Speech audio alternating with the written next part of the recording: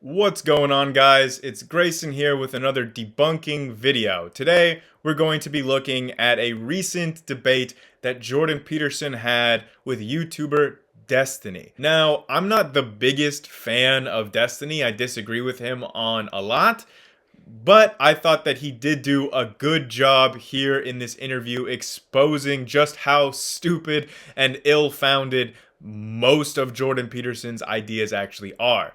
Now, most of this interview did not focus on scientific topics per se. A lot of it was just about politics, psychology, just general empty words about the culture of our times from Jordan Peterson. That's kind of his whole shtick, if you don't know.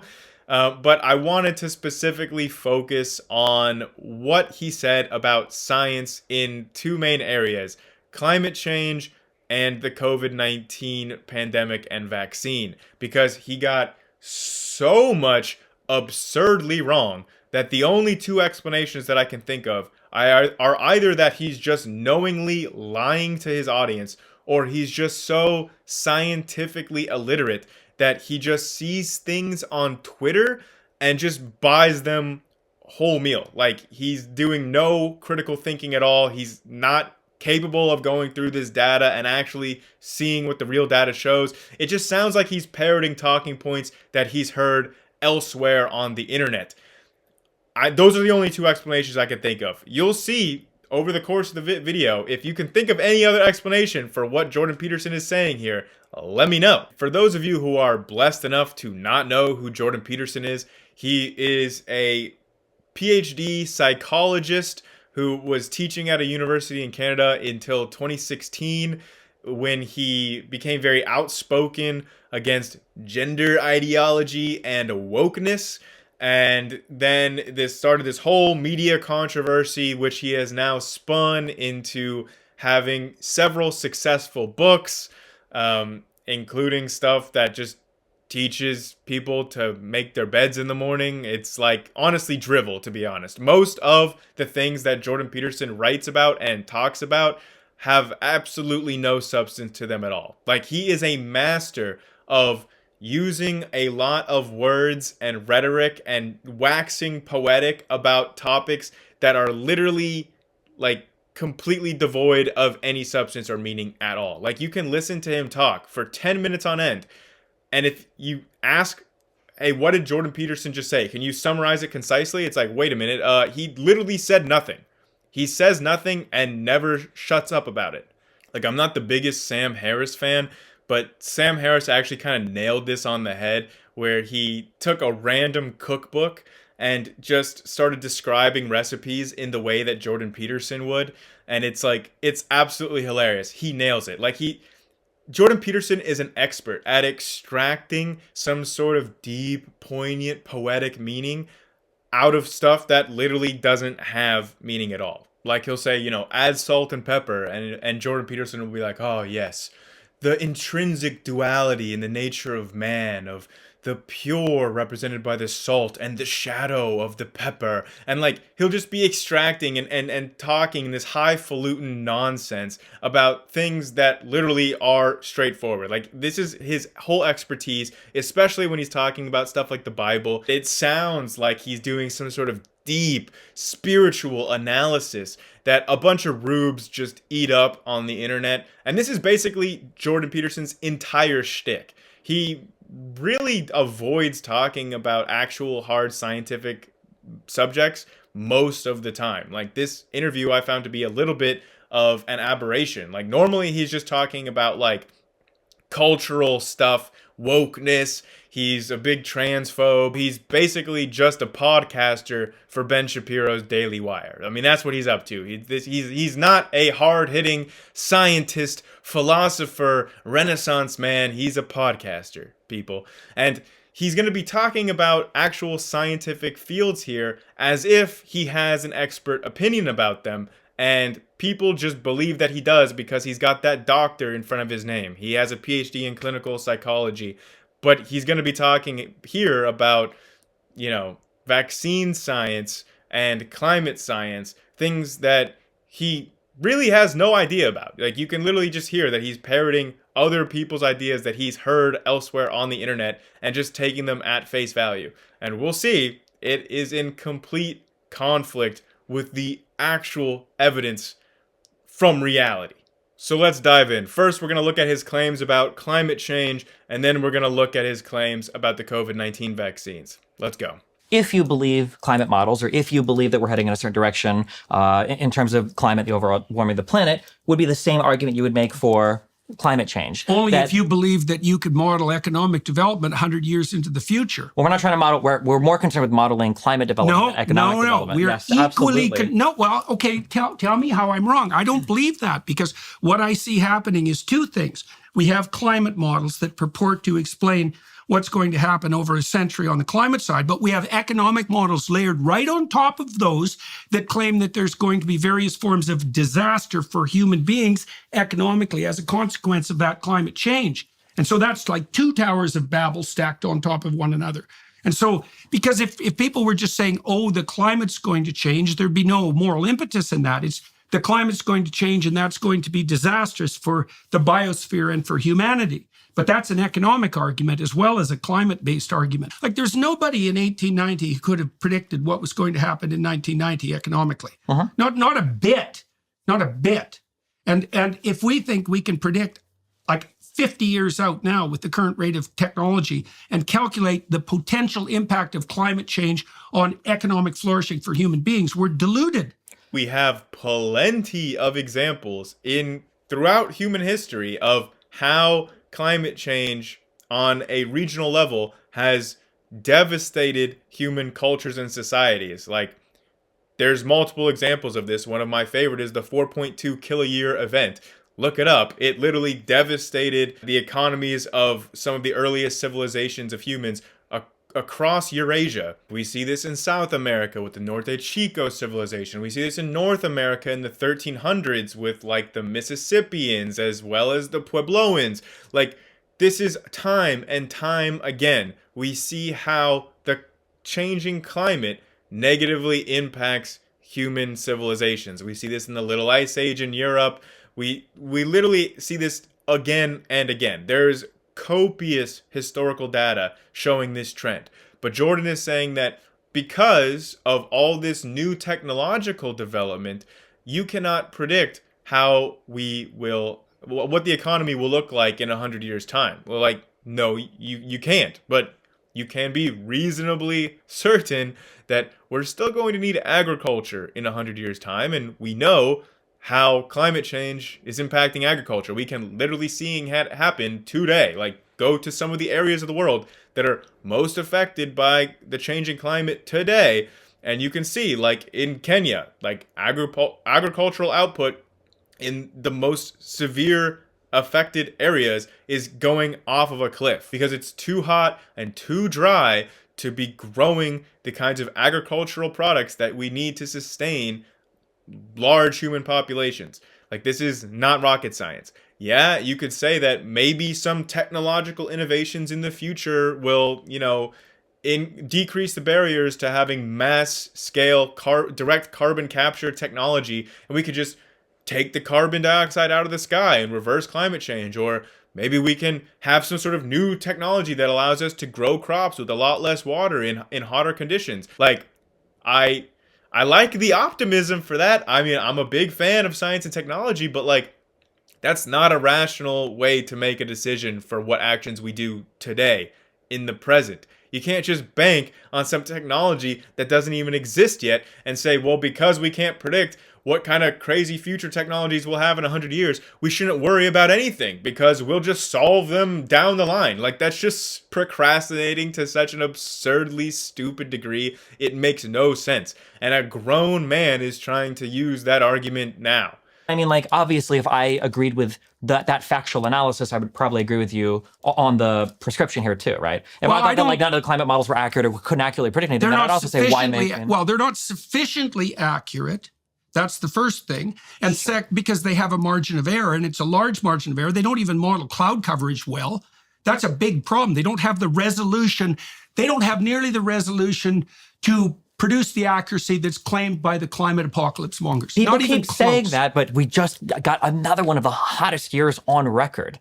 How many times are we going to have another hottest year on record? How many times are we going to have an increase of carbon dioxide concentration in the atmosphere before we're finally like, okay. I don't know. And the reason I don't know is because it depends. The scientific answer to that question depends precisely on the time frame over which you evaluate the climate fluctuation.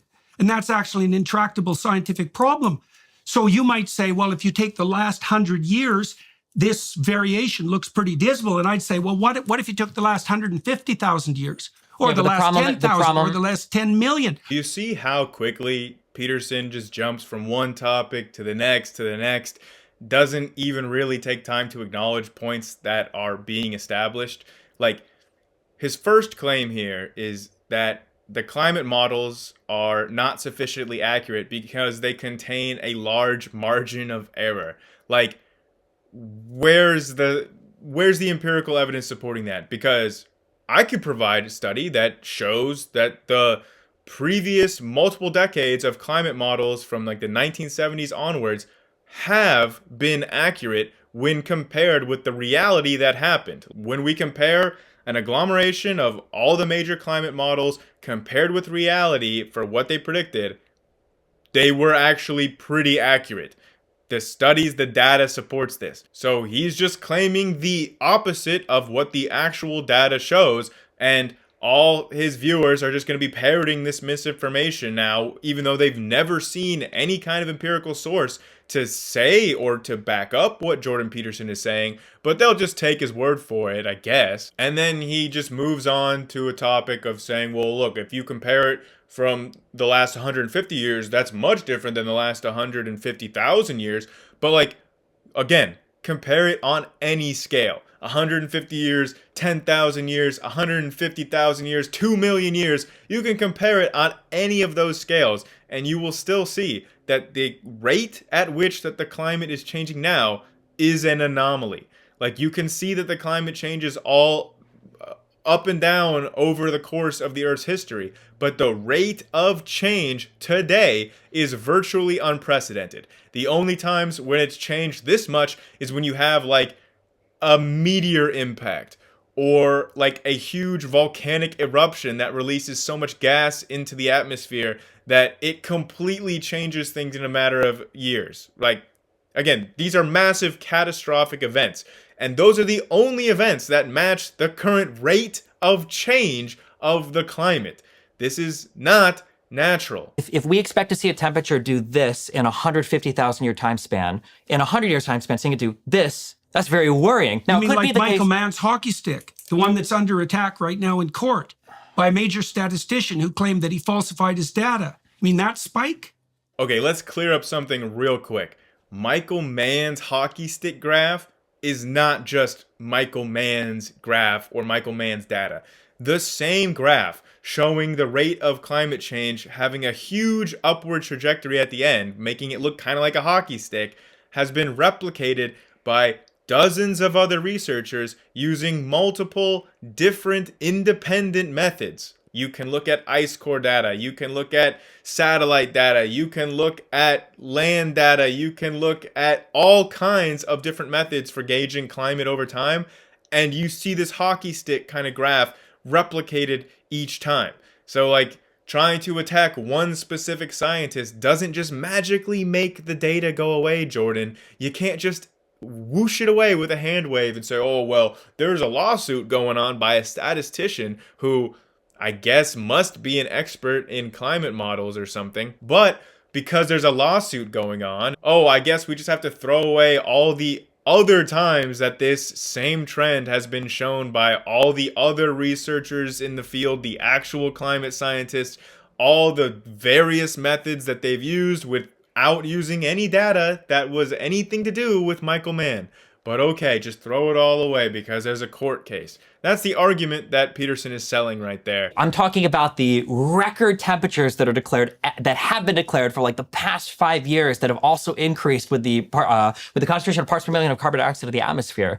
I mean, I'm not going to tell you that every model is perfect. They're not right perfect. Now, sure, but right now we're like standing in traffic with our eyes closed saying the car hasn't hit me yet, so I don't think there's any coming. I think it's pretty undeniable at this point that there is an impact on climate across the planet. I think that's highly deniable. We have no idea what the impact is from. We don't know where the carbon dioxide is from. We can't measure the warming of the oceans. We have terrible temperature records going back 100 years. Almost all the terrestrial temperature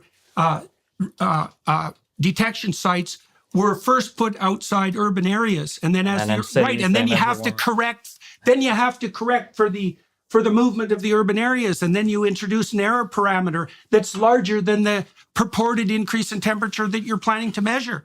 This isn't data. This is guess, and there's something weird underneath it. Jordan is trying so hard here to cast doubt on our ability to know that the Earth is actually heating up. Like, he just throws out so much information there just to try and say, well, we don't really know anything at all because who knows what's happening with the temperature, because there's all these little factors that nobody's accounting for. But like, yeah, the argument that Jordan expects us to believe here is that climate scientists have not accounted for urban heat bubble effects. Like, yeah, we know that urban centers cause little heat islands, and that can affect urban temperature data. This is not new information. Climate scientists are not unaware of this effect. It's not like they're just saying, oh, wow, well, when you account for urbanization over the last years, climate change just goes away completely. Like, do you know how many thousands of climate science PhDs there are all looking at this data? And the argument that we're supposed to buy here is that none of them have accounted for urbanization. That's what we're being expected to believe here. That they haven't accounted for clouds. That, oh, wow, well, like, maybe just the rate of clouds is changing, and that just accounts for all the data right there, because clouds are super hard to model. Like, I mean, you have to just take for granted that all of the climate science PhDs in the world, like many thousands of them, have all just been either hiding these facts, trying to prevent them from getting out there, that actually there is no man-made climate change, it's just because of urbanization and clouds. Like, do you understand like how absurd that would be, that there would be no whistleblower that comes out and say, hey, this doesn't make sense? And it's just a coincidence that all the scientists that are saying the things that Jordan is parroting here are absurdly well paid by the oil and gas industry. Look, it's just a complete coincidence, right? Yeah, okay. It's just all of the scientists that are not paid by oil and gas aren't saying this. And it's just got to be just a massive coincidence, right? And then, as we've already gone over, the models were largely accurate when tested against the data that they were predicting. Like, we've seen this from the 70s onward. We've seen that, largely speaking, the models were accurate. There have been studies confirming that. And he's saying that we don't even know if now he's making so many different points that are all completely different. He says that we don't know that this excess heating is from carbon dioxide.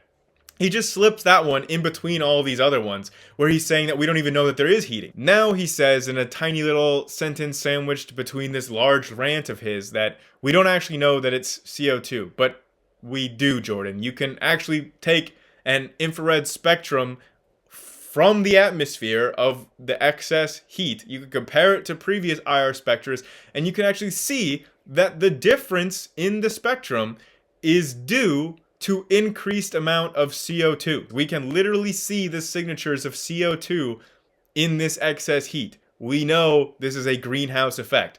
And then he says, well, we don't know that that excess CO2 is caused by humans. What else would be causing it? We know that humans are emitting a lot of CO2 into the atmosphere that would not be going into the atmosphere otherwise.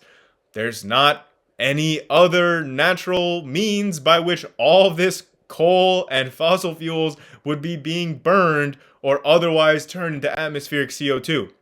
There's not an alternative method, an alternative explanation for that fact. I mean, the things that he's saying here are just absurd. And he's just trying to shotgun out as many of them as possible just so you're overwhelmed and you say, well, maybe there is good reason to doubt this whole the earth is getting warmer thing, even though they literally are measuring it all over the world with more and more precise data and finding that it's getting hotter every year. Like, we are literally breaking excess heat records every year. March 2024 was the hottest March on record in the history of the record keeping. It's not like you just because we don't have good first person records, primary records from like the 1600s or something.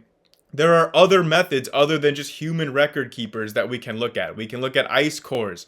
We can look at isotope data. We can like model this with tree rings and other kinds of methodologies to determine how the climate changes from before human history and before humans were keeping detailed records. These are like hurdles, sure, but they're not hurdles that cannot be overcome. Like, he's trying to cast all these aspersions and doubts when literally all he's doing is trying to muddy the waters. And if you individually analyze any of his claims, it just falls apart. And you see that the data is totally on the other side of things than what Jordan Peterson is trying to present. Let's say that everything you've said is true. What do you think is the plan then? What is the goal? What is the drive? Like, why push obviously horrible ideas for the planet and the poor? That's a good question. That's a good question. Well, because you're positing it, right? So what do you think is the driver goal? Well, I listen to what people say. Here's the most terrible thing they say. There are too many people on the planet. Okay, so who says that? I've heard people say that for 30 years. Perfectly ordinary, compassionate people. Well, there's too many people on the planet. And I think, well, for me, that's like hearing Satan himself take possession of their spine and move their mouth. And there we have it. When Destiny pushes back and asks an actually coherent question about, okay, so if all of this is fake and all the governments of the world, even the ones that all disagree with each other, like China and Russia and the US, all the countries in the world acknowledge that climate change is real. All of them are acknowledging this. What's their motivation? Because this is an anti-growth policy. Like, if they just want to grow as fast as possible, that would mean burning as much fossil fuels as possible to develop quickly. That would be in these countries' advantage to do so. And it would be advantageous for geopolitical rivals to call out lies that the others have told. It would be advantageous for Russia to put out some data showing exactly what Jordan Peterson is alleging and saying, hey, look, all these Western governments, they've all been lying to you. That would be in their geopolitical favor. That would be good for them. But they're not doing that because they don't have that data. But okay, so Destiny says, let's take it all for granted that everything Jordan Peterson says is true. Why are they doing it? A great question. And how does Jordan Peterson answer? Well, he uses about 2,000 words before he finally gets to his real answer, which is just that, well, there's no natural or logical explanation for why anybody would be doing these things because it makes no sense. So it's got to be supernatural, satanic. It's got to be the devil himself possessing people to push this lie because there's no logical or natural explanation that could possibly explain this stupid, idiotic conspiracy that he's been putting forward. So it's got to be the devil himself. And it just gotta, of course it's gotta go into some sort of fairy tale religion explanation for this because he has no actual real world explanation because none of it makes any sense. And if you thought that Jordan Peterson's takes on climate change were bad, buckle up because we're about to delve into his refined understanding of medical science and vaccine technology. That's right. We're going into Jordan's takes on the pandemic. Excess deaths in Europe are up about 20%, and they have been since the end of the COVID pandemic. Sounds really high to me. 20%? Go look. I'll check afterwards, but is this including like the Ukrainian war with Russia? No, it's not including the Ukrainian war. Okay. No. Are you implying that you think it's because of vaccines? I'm not implying anything. I'm saying what the excess deaths are. But what is your take on what's causing it? Well, you said and you said that in a counter to me describing mRNA vaccines. You said, well, the excess deaths are 20%. That makes it seem that the implication is that the vaccines are causing it or leading to it. First of all, something is causing it. Well, that obviously, yeah. Something is causing it, or some combination of factors. Notice how evasive Peterson is here. When Destiny tries to nail him down and saying, what do you say is causing these excess deaths that Peterson claims, he won't answer. He'll just say, oh, well, it's caused by something. And Destiny rightly makes fun of him for saying this. Like, yeah, no duh. And then Peterson says, oh, it's a combination of factors. I'm not saying that the vaccine is causing all of them. It's other factors, but the vaccine could be one of them. And how dare you try to rule that out? Is it impossible that the vaccine... Like, he plays all these little semantic word games and tries to evade actually directly answering the question. And when you go back and you try to find this 20% higher death number in excess deaths that Jordan keeps saying over and over again, would it surprise anyone that it's not true? Like, he's taking this from 1 month, December of 2022, where there was 19% excess mortality compared to previous Decembers in the EU. But that's 1 month. And that's the highest month since 2020. Like, to give you some context, here are the different excess mortality numbers per month. And you can see that the most recent on record, February 2024, the excess deaths are negative. There were less excess deaths in February 2024 than there were in February's before the pandemic. So Peterson is completely cherry picking to make this sound big and scary and say, well, how do you explain these excess deaths? What excess deaths, Jordan? Like, literally, in February 2024, there were less excess deaths. I mean, this is so dishonest of him to be trying to pull something this sneaky, to pull 1 month that had a spike in excess deaths. And when you ask, what is causing them? Guess what's causing it, Jordan? COVID. Literally, if you look at a plot for COVID rates versus excess death rates, guess what you'll find? They are very, very closely locked in step. Like, for him to be trying to pull this kind of a game right here to try to imply that the COVID vaccine is what's causing these excess deaths, like, this has been studied.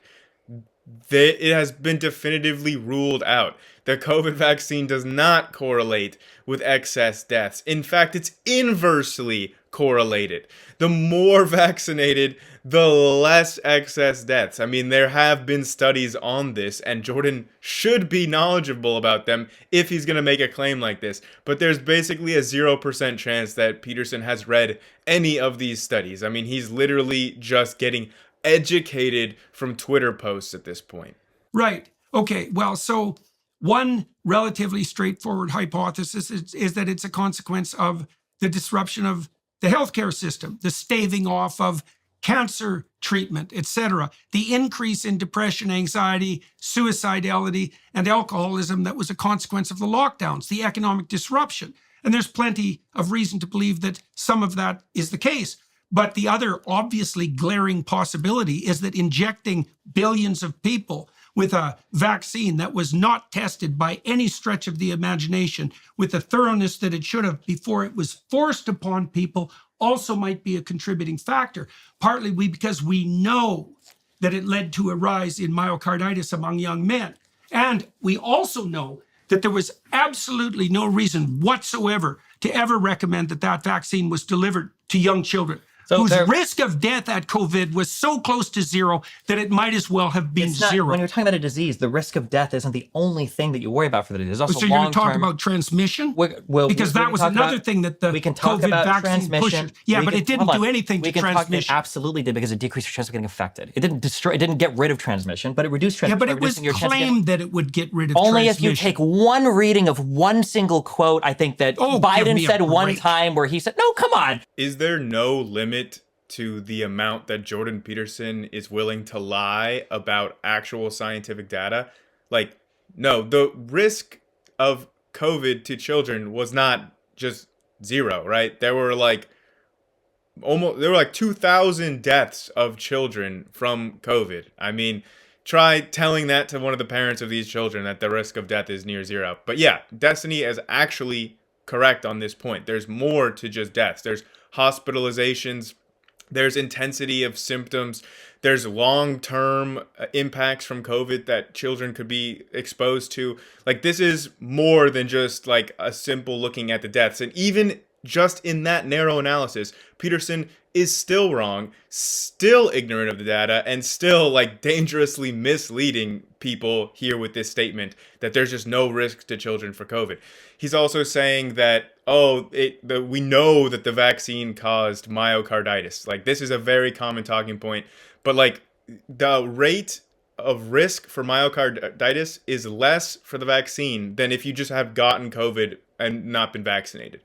And the recovery from myocarditis, if you're vaccinated, is a easier recovery than if you're not vaccinated. So like, if you're doing the simple calculus here, like over your lifetime, you have almost 100% chance of getting COVID at some point, and your chance of getting myocarditis is going to be higher if you were not vaccinated. So like, if you're just doing a simple risk assessment, it's the most logical thing to do to get vaccinated to mitigate your risk of getting myocarditis in a more severe form that's going to be harder to recover from COVID, rather than taking the small risk of getting it from vaccines. Again, and the myocarditis is not largely as severe. If you do get it from a vaccine, you recover from it faster. It's more severe if you get it associated with COVID. Like, this is a simple risk reward analysis here, and most logical people would be able to make that assessment. There's also just the blatant lie that the vaccines were not rigorously tested before they were rolled out. Like, no. He keeps trying to lean on this, saying, oh, they were experimental. Nobody knew. They rushed them through all the clinical trials. Like, yeah, which step of the normal clinical procedures did they miss? Because they went through phase 1, 2, and 3 human double-blind clinical trials. I mean, the results were published before the vaccines were rolled out. They went through the process. These were not untested. That's just a complete lie. Given that the disease itself is more likely to cause myocarditis or pericarditis? Yes, I don't think the data suggests support that presupposition anymore. The latest peer-reviewed studies show that that's simply not true, especially among young men.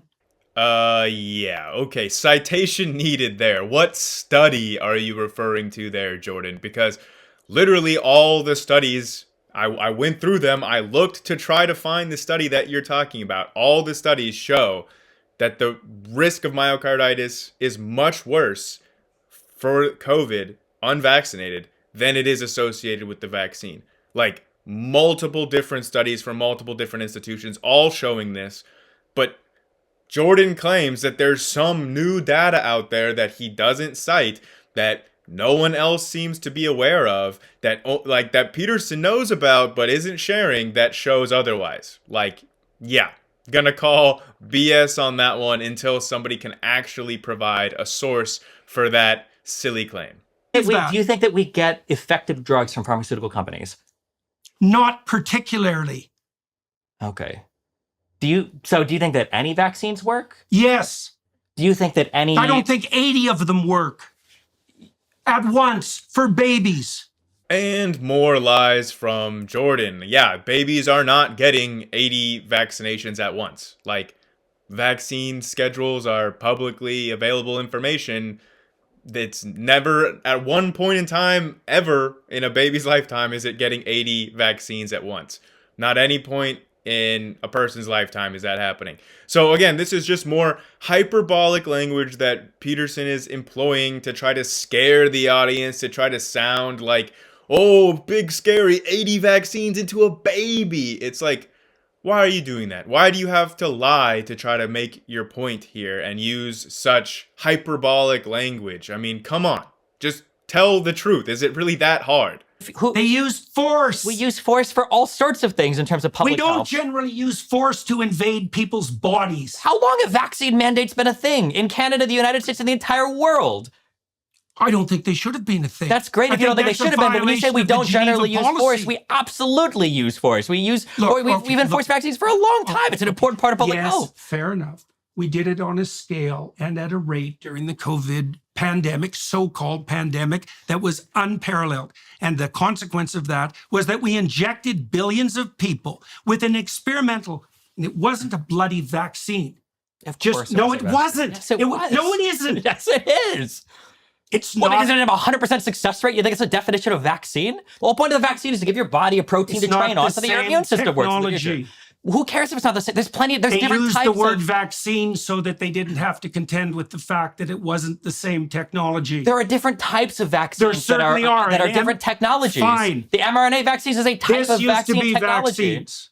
Now this is vaccines. No, it was like this and now it's like this. No. It was like this and now it's like this. The mRNA technology was a radical qualitative leap forward in technology. You can call it a vaccine if you want to, but it bears very little resemblance to any vaccine that went before that. And the reason it was called a vaccine was because vaccine was a brand name that had a track record of safety, and shoehorning it in that was one of the ways to make sure that people weren't terrified of the technology. And I think the reason it's called a vaccine is because they're injecting you with something that's inoculating you against something in the future because it has proteins that resemble a virus that infects your immune system. There are overlaps between the mRNA technologies and vaccines, to be sure, but they wouldn't have been put forward with the rate that they were put forward if they weren't a radical new technology. And it's bad in principle to inject billions of people with an untested new technology. Of all the dumb, asinine things that Jordan Peterson has said over the course of this debate,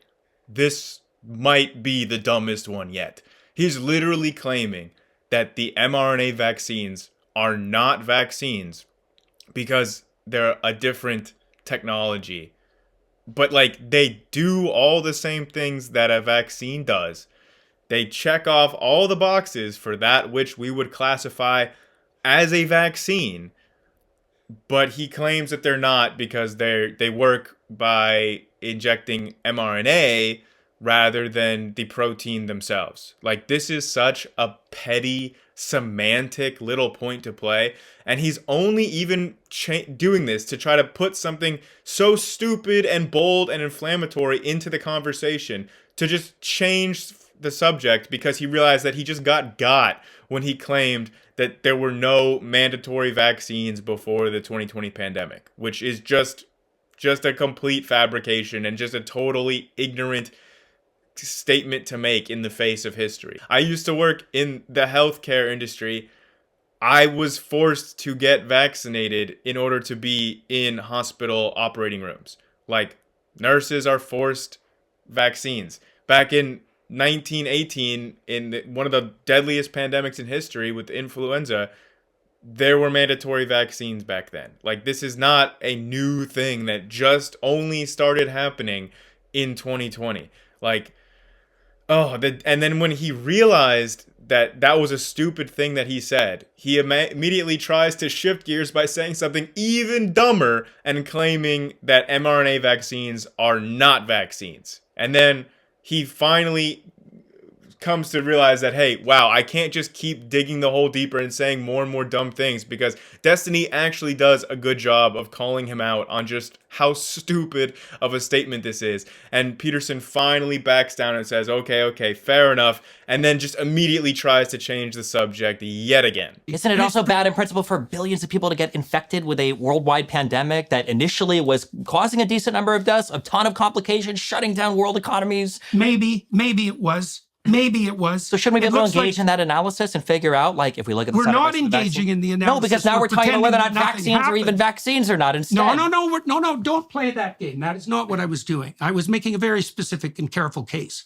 The mRNA technology, by wide recognition, is an extraordinarily novel technology. And that doesn't make it not a vaccine, though. Well, okay, it's a radically transformed form of vaccine. I don't give a damn. That still makes it something so new that the potential danger of its mass administration was highly probable to be at least or more dangerous than the thing that it was supposed to protect against. And we are seeing that in the excess deaths. Absolutely not saying. So are you implying none of the excess deaths were caused by the vaccines? Or I don't bloody well know what they're caused by. That's what you're implying now. Well, look, if you're going to use Occam's razor, you're kind of stuck in an awkward place here. Let's break down the argument that Peterson just made and see how stupid it really is. He said that because the mRNA vaccine is a new technology, therefore it has the potential to be even more dangerous than the disease that it's treating, and that we are seeing that manifest in the excess death numbers. He goes right back full circle. So let's just disassemble this at every single step here. So number one, at least Peterson has acknowledged that mRNA vaccines are actually vaccines. I don't even know why he was trying to argue such a stupid point, but he finally just gets exacerbated and says, okay, after getting really, really mad and triggered about it, he just says, fine, okay, and acknowledges it, and then says, because they're a new technology, therefore they have this potential danger. But like, they went through human clinical trials. They had actual data published publicly about their safety, not showing this supposed danger that they're even worse than the disease. Like, this is just not logically connected at all. Just because something is new doesn't mean that it has this huge potential danger or that it's untested. This was tested. It went through the clinical trials. It didn't skip any of the steps. If you think it did, point out which step was skipped in this rollout.